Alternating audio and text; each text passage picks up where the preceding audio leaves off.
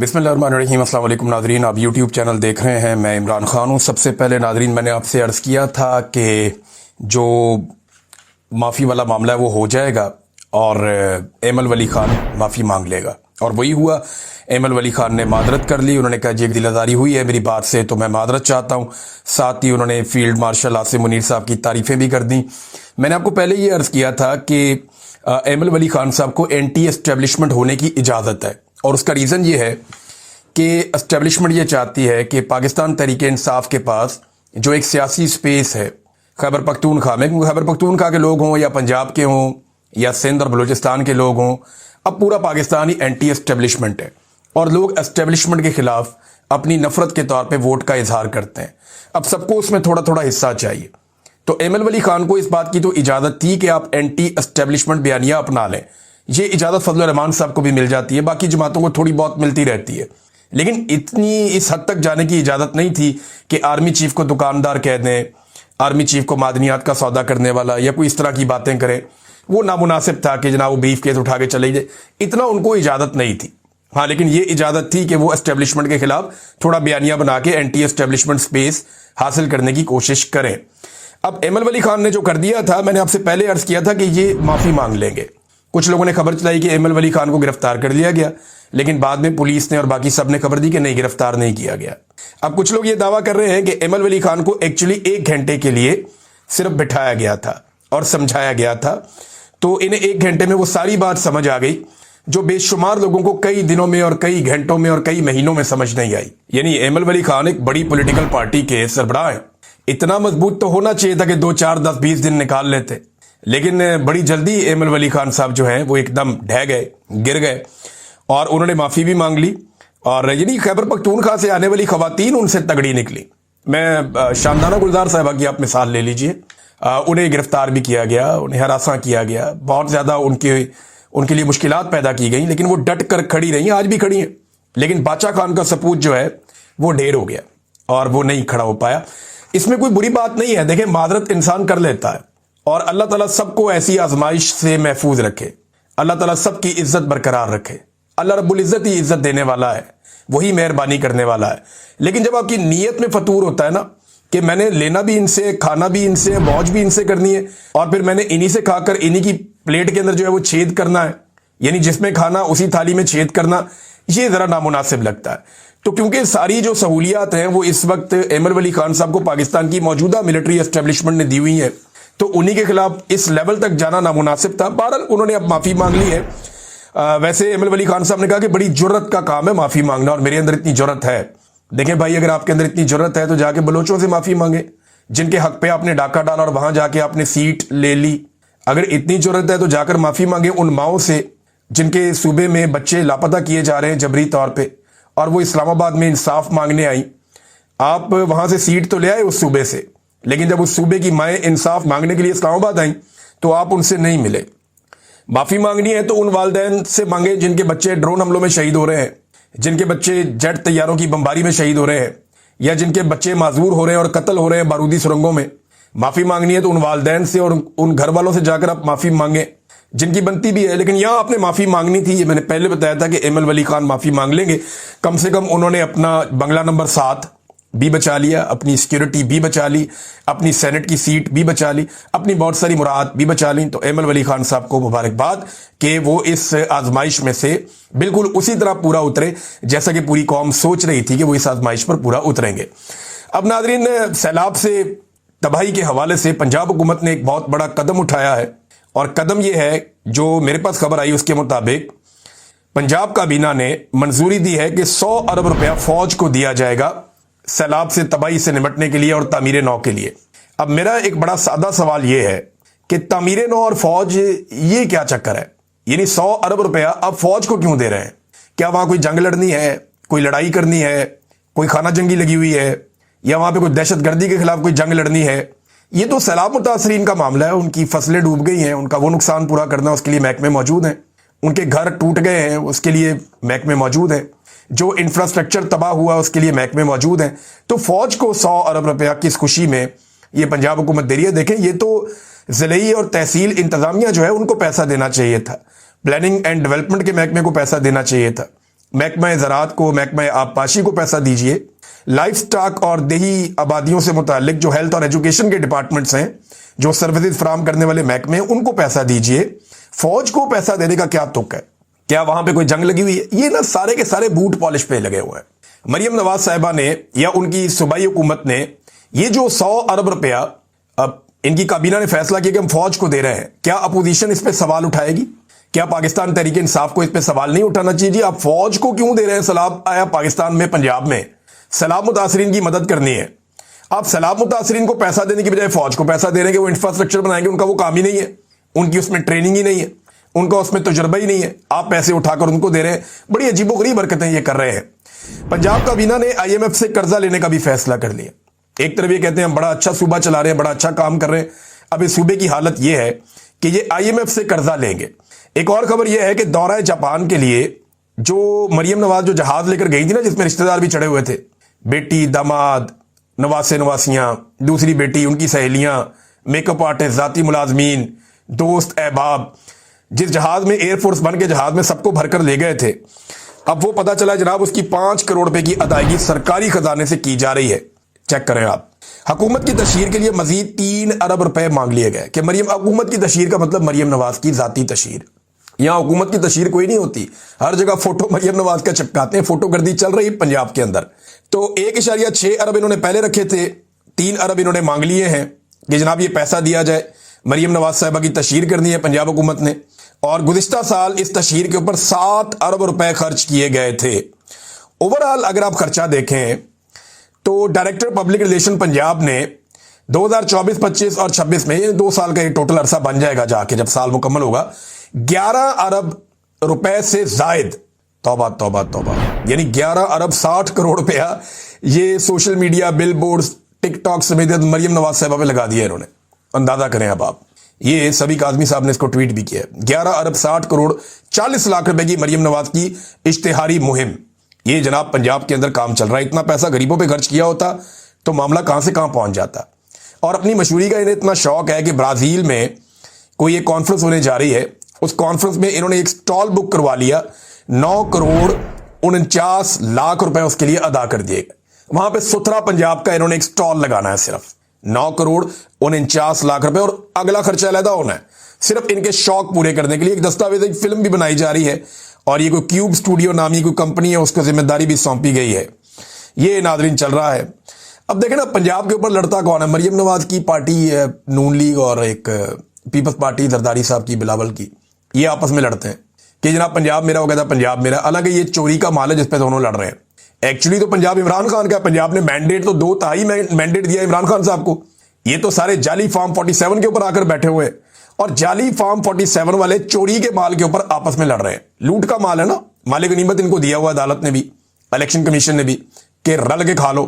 اب وہ آپس میں لڑ رہے ہیں, یہ میرا, وہ کہہ رہا نہیں میرا, وہ کہہ رہا نہیں میرا, وہ کہہ رہا نہیں میرا, اور جس کا ہے وہ بیچارہ جیل میں بند ہے.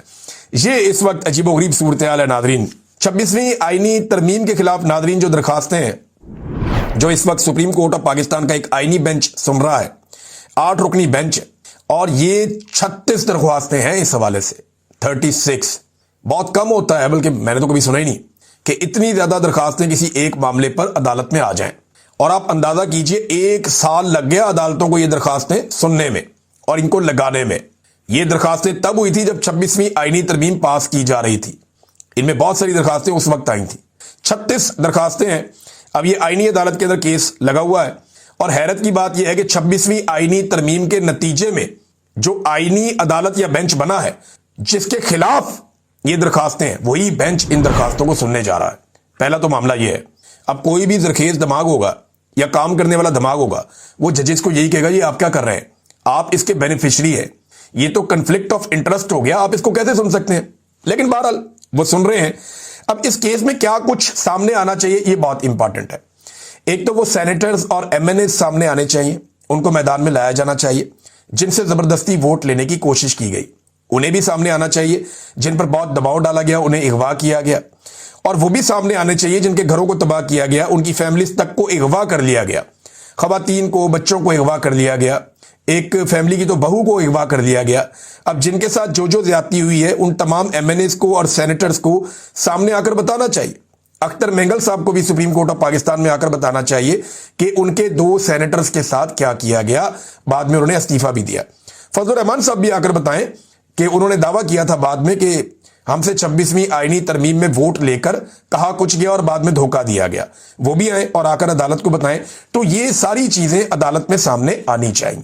ناظرین، سنم جاوید کی جو ان کے ساتھ ہوا، جس طرح ان کو جبری طور پہ وہاں سے لاپتہ کیا گیا پشاور سے، اور پھر پتہ چلا کہ وہ ان کو پہنچا دیا گیا ہے کوٹ لکھپت جیل میں تاکہ وہ اپنی سزا پوری کریں. اب یہ تو ایک اغوا کا سادہ کیس تھا.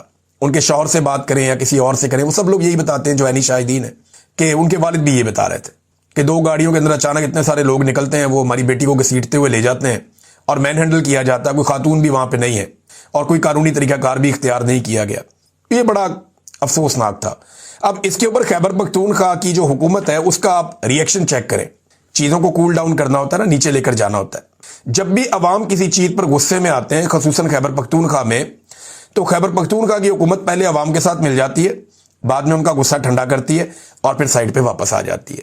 تو خیبر پختونخوا کی حکومت کو یہ ٹریننگ ہو گئی ہے کہ یہ پہلے پبلک کے ساتھ کھڑے ہوتے ہیں، وہاں کھڑے ہو کے نعرے لگاتے ہیں، لوگوں کو اچھی طرح تھکا دیتے ہیں، پھر انہیں یقین دلاتے ہیں ہم آپ کا کیس لڑ رہے ہیں، اب آپ اپنے گھر جائیں.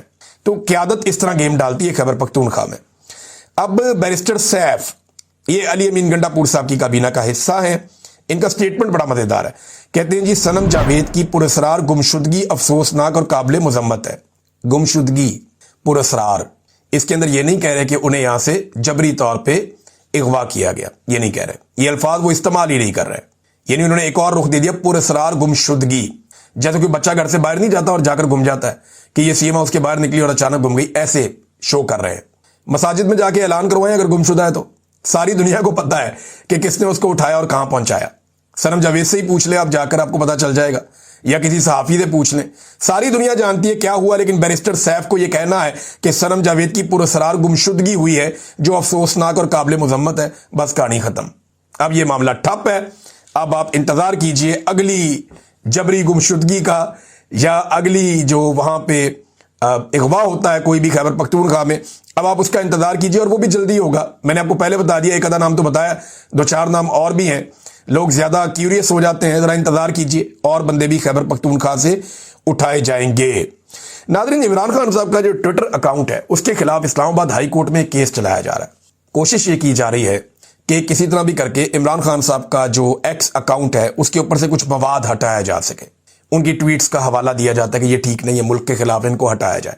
دیکھیں بڑی کوشش کر رہے ہیں. فرض کریں کہ یہ کوشش میں اسٹیبلشمنٹ نے ضد پکڑی ہوئی ہے نا کہ کچھ نہ کچھ کر کے عمران خان صاحب سے بھی جواب مانگ لیا عدالت نے. 2 ہفتے کا ٹائم اس میں دے دیا گیا کہ عمران خان صاحب بھی جواب دیں. عمران خان صاحب کو چاہیے، اسلام آباد ہائی کورٹ میں کیس ہے اور وہ یہ کہیں جناب میں اس کیس میں خود یہ مقدمہ لڑنا چاہتا ہوں، اور آ جائیں، آن لائن آ جائیں، وہاں پہ کیمرہ لگایا جائے، ویڈیو لگائی جائے، خان صاحب وہاں پہ آئیں اور بیٹھ کے بتائیں ججوں کو کہ انہوں نے یہ ٹویٹ کیوں کی ہے اور وجہ کیا ہے اس کی، اور یہ ٹویٹ جو ہے وہ کس نوعیت کے ہیں اور یہ حقائق کیا ہے. اب دیکھیں نا، لوگ تو جیلوں کے اندر کتابیں لکھ دیتے ہیں. عمران خان صاحب جو بات کرتے ہیں باہر جا کے ان کے ٹویٹر اکاؤنٹ پہ ڈال دی جاتی ہے. اب کوشش کی جا رہی ہے، اسٹیبلشمنٹ نے ضد پکڑی ہوئی ہے کہ یہ ایکس اکاؤنٹ سے یہ مواد ہٹایا جائے گا. ہار جیت کا مسئلہ بنایا ہوا ہے. اگر یہ مواد ہٹ بھی گیا تو تھوڑی سی ترمیم کے ساتھ عمران خان صاحب دوبارہ یہ مواد ڈلوا دیں گے. پھر کیا ہوگا؟ جو پاکستان تحریک انصاف کا یا عام پاکستانیوں کا، اوورسیز پاکستانیوں کا سوشل میڈیا ہے، وہ اس کو پھر وائرل کر دے گا، ایک نیا ریکارڈ بن جائے گا. تو میرے خیال میں جو اسٹیبلشمنٹ ہے اس کو ہوش مندی سے اور عقل مندی سے کام لینا چاہیے. ہر وقت لڑائی کے موڈ میں نہیں رہنا چاہیے. جعفر ایکسپریس کے ٹریک پہ ناظرین ایک مرتبہ پھر دھماکہ ہوا ہے. یہ افسوسناک خبر ہے اور کچھ بوگیاں پٹری سے اتر گئی ہیں، 4 زخمی ہو گئے ہیں. یہ وہ کام ہے جو اسٹیبلشمنٹ کو کرنا ہے، یہ وہ کام ہے جو ایجنسیوں کو کرنا ہے. ایک جعفر ایکسپریس کو ہم محفوظ نہیں بنا پا رہے. ہر چوتھے دن اس کے اوپر کوئی نہ کوئی اٹیک ہو جاتا ہے. ایک دن خبر آتی ہے کہ پوری کی پوری ٹرین ہی اغوا ہو گئی. یہ انتہائی افسوسناک واقعات ہیں جو لگاتار بلوچستان میں، خیبر پختونخوا میں اور دیگر جگہوں پہ ہو رہے ہیں. ان واقعات کو روکنے کی رسپانسبلٹی پاکستان کی انٹیلیجنس ایجنسیز کی ہے کہ وہ پہلے سے ان چیزوں کے اوپر اطلاع دیں، اس کے اوپر کام کریں اور سیکیورٹی فورسز ان واقعات کو ہونے سے پہلے ناکام بنائیں. لیکن لگاتار ایسے واقعات ہوتے رہتے ہیں. اب ناظرین ایک اور خبر ہے، حماس کے کچھ مطالبات سامنے آئے اور یہ بڑے امپورٹنٹ مطالبات ہیں. میں نے آپ کو تھوڑا سا بتایا تھا، اب ذرا اس کی تفصیلات میں آپ کے سامنے رکھ دیتا ہوں کیونکہ مصر میں اس وقت سارے اکٹھے ہیں. ڈونلڈ ٹرمپ نے کہا کہ میں کوشش کروں گا کہ تمام فریقین جو کمٹمنٹ کریں اس کے اوپر وہ پورے رہیں. امریکہ نے ایک وفد اور بھجوایا ہے مصر میں تاکہ یہ معاملہ کم سے کم جنگ بندی کی طرف جائے اور ریزالو ہو جائے. اب میں جب آپ یہ آج ویلاگ سن رہے ہیں تو کل بھی قتل و غارت گری ہوئی ہے غزہ میں, وہاں پہ جنگ بندی ابھی نہیں ہو پائی. پھر میں نے آپ کو یہ بتایا کہ وہاں پہ ایک متبادل ملیشیا بھی موجود ہے جس کو اسرائیل اور امریکہ کچھ حد تک سپورٹ کر رہے ہیں, اور فیوچر میں, اور یہ میں نہیں انٹرنیشنل میڈیا رپورٹ کر رہا ہے, اور فیوچر میں انہیں یہ کوشش کی جائے گی کہ یا تو خانہ جنگی لگ جائے یا ان کے پاس غزہ کا کنٹرول آ جائے. اب حماس ایک طاقتور تنظیم ہے, ان کے پاس وہاں پہ اقتدار ہے. اب وہ یہ کہہ رہے ہیں کہ ہم ایک ایسے معاہدے تک پہنچنے کی کوشش کر رہے ہیں جو غزہ کی عوام کی امنگوں پر پورا اترے اور ان کی امیدوں پر پورا اترے. اچھا, یہ جو اب حماس کے رہنما ہیں مصر میں, یہ کیا کہتے ہیں؟ یہ کہتے ہیں نمبر ایک تو مستقل اور جامع جنگ بندی ہو جائے, اسرائیلی افواج جو ہیں وہ مکمل طور پہ غزہ کے تمام علاقوں سے نکل جائیں, انسانی اور امدادی سامان کی بلا روک ٹوک فراہمی یقینی بنائی جائے, بے گھر افراد کی اپنے گھروں کو واپسی ہو جائے, غزہ کی مکمل تعمیر نو کا فوری آغاز کیا جائے, اور یہ جو کام ہے یہ فلسطینی قومی ٹیکنوکریٹس کے ادارے کی نگرانی میں ہو, اور قیدیوں کے تبادلے کا ایک منصفانہ معاہدہ ہو جس میں قیدی ہمارے بھی چھوڑے جائیں اور اس طرف سے بھی چھوڑے جائیں. تو یہ ناظرین حماس نے کہا. ڈونلڈ ٹرمپ کو لگتا ہے کہ وہ یہ صلح کروانے کے بعد بہت زیادہ ایلیجیبل ہو جائیں گے ایک امن کے نوبیل انعام کے لیے. دیکھیں, ہماری نا دنیا کے اندر بات سنی نہیں جاتی, دنیا میں پذیرائی ہوتی نہیں ہے, ہمارا معاملہ دنیا میں اتنا اٹھتا نہیں ہے جتنا امریکنز کا اور یورپینز کا اٹھتا ہے. ڈونلڈ ٹرمپ کے مقابلے میں ابھی ایک مضبوط امیدوار جو ہیں وہ گریٹا تھنبرگ کو قرار دیا جا رہا ہے. یہ میں نے آپ کو پچھلے ویلاگ میں بتایا تھا, ایک خاتون ہے اور انہوں نے, لڑکی ہے, اس نے بہت زیادہ آواز اٹھائی کلائمیٹ چینج کے حوالے سے, پوری دنیا میں زوردار آواز اس نے اٹھائی ہے. اور اس کے بعد اس نے جو بھی دنیا میں اس قسم کی چیزیں آتی رہی ہیں, جیسا کہ رشیا نے اٹیک کیا یوکرین کے اوپر, اس پہ آواز اٹھائی, جیسا کہ اسرائیل نے اٹیک کیا فلسطینیوں کے اوپر, اس پہ آواز اٹھائی.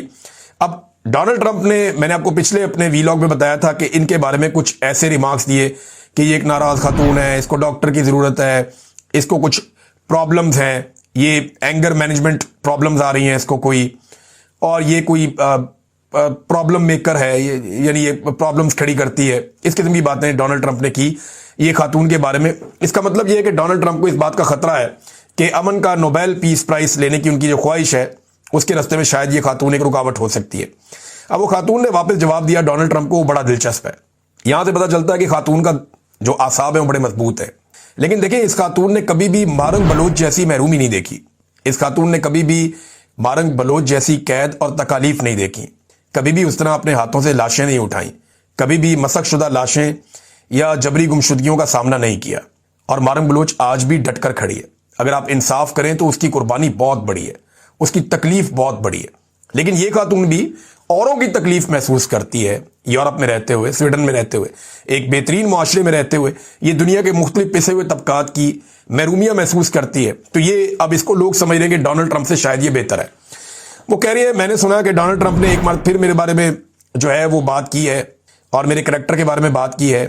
میں ان کے جو میری مینٹل ہیلتھ کے بارے میں ان کے کنسرنز ہیں میں انہیں اپریشیٹ کرتی ہوں. انہوں نے کہا جی ٹرمپ کا اگر کوئی میں ریسیو کر سکوں ٹرمپ کی جانب سے کوئی ریکمنڈیشنز, تو تاکہ میں ڈیل کر سکوں یہ سو کارڈ جو ٹرمپ کہہ رہا ہے مجھے ایشوز ہیں, اینگر مینجمنٹ پرابلمز ہیں, کیونکہ مجھے لگتا ہے کہ ڈونلڈ ٹرمپ بھی انہی کا شکار رہا ہے. تو بڑی مزیدار قسم کی انہوں نے ٹویٹ کی ہے اور ڈونلڈ ٹرمپ کو جواب دیا ہے. مضبوط خاتون لگتی ہیں اور ایک تگڑی امیدوار بھی ہے ڈونلڈ ٹرمپ کے مقابلے میں. اب دیکھتے ہیں کہ ڈونلڈ ٹرمپ کی وہ خواہش جو ان کی بڑے لمبے عرصے سے ہے پوری ہوتی ہے یا نہیں ہوتی. اب تک کے لیے اتنے, اپنا خیال رکھیے گا, اپنے اس چینل کا بھی خیال رکھیے گا. اللہ حافظ.